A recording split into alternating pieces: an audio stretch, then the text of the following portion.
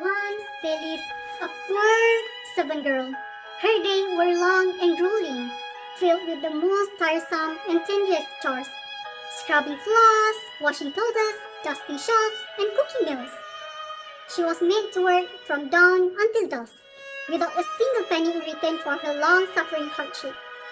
It was the most terrible injustice. You see, her mother had died and her father soon remarried, but his new wife was a simply ranch woman, and she had from a previous marriage two equal ranch daughters of her own. They would tease her dreadfully each day, and one day, while she swept the cinders from the fire, they taunt her and chant, "Cinder, cinder, sweep, sweep, sweep," in the sweat in which she sleep. "From this day your name will be Cinderella, ha ha ha!" And sure enough, from that day forward, the servant girl's real name was forgotten, and she became known across the land as Cinderella. She was a meek and mild-natured young lady. Despite years of torment from her weak stepmother and beastly stepsister, she did not once raise her voice to them or try to avenge them, nor did she wish them ill. She simply continued her duties in the hope that one day, when she was older, she would escape and live the wonderful life of which she had often dreamed. The evening of the royal ball arrived. The splendid horse-drawn carriage pulled up the front door, and the stepsisters, adorned in their painstakingly hand-stitched gowns, promptly climbed aboard. Cinderella looked on with great sadness as the carriage set off down the drive towards the palace. She sighed deeply. "If only I had a single wish," she said to herself, "I would attend the royal ball and, for just one night, be spared my frightful chores." Suddenly there was a flash. A tiny fairy appeared in front of Cinderella, hovering like a hummingbird at Cinderella's eye level and clasping a miniature wand. "And you shall," said the fairy. "Shall what?" Cinderella replied, looking confused. "You shall have your wish, for I am your fairy godmother. Oh, how you have suffered in silence all these years! You are a kind soul, a mild and gracious young lady, and you shall go to the ball. Your wish, my dearest Cinderella, is my command." Cinderella beamed. "Oh my!" she exclaimed with glee. Then she stopped, and a frown came upon her face. "But I am not prepared, fairy godmother. My clothes are threadbare, and my shoes are tattered. I cannot possibly attend the palace like this." "Worry not, Cinderella," said the fairy godmother with a smile. "For all I will need to grant your wish is a pumpkin, a rat, two mice, and four grasshoppers." Cinderella looked mystified. "Hurry along then, dear." And she did. First, Cinderella went to the garden and returned with a large ripe pumpkin.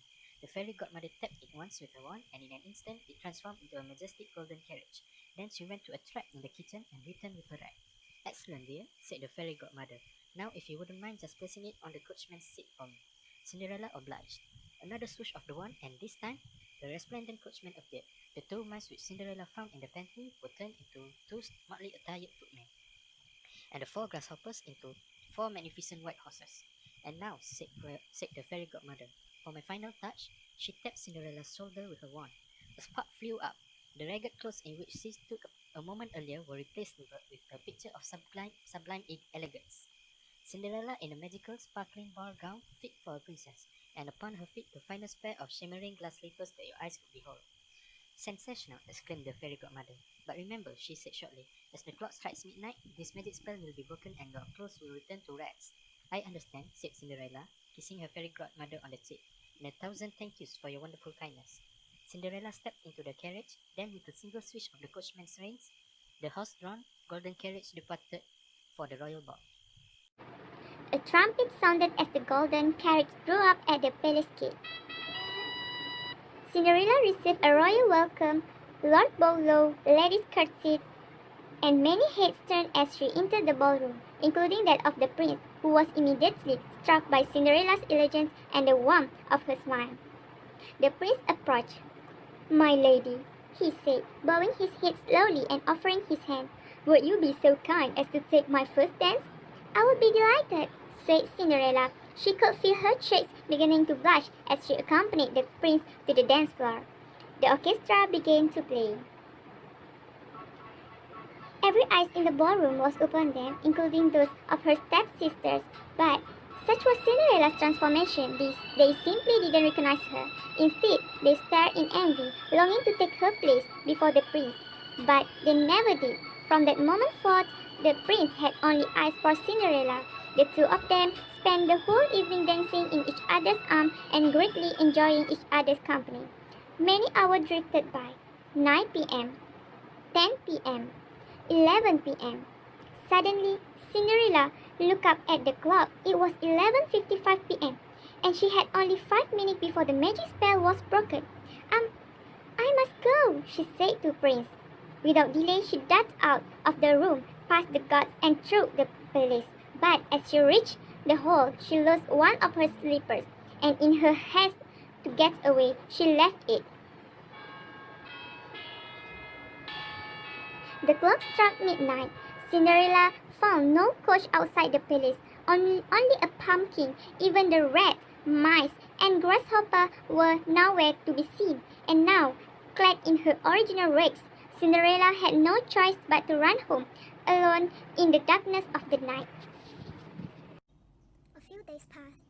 Cinderella returned to her daily house, and her stepsister continued their relentless pitilessness towards her.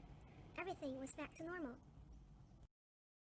The evening of the royal ball began to blur and fade in Cinderella's mind like a magic dream. Had the pumpkin really turned into the golden carriage? Had she danced all night with the prince? She was beginning to doubt it.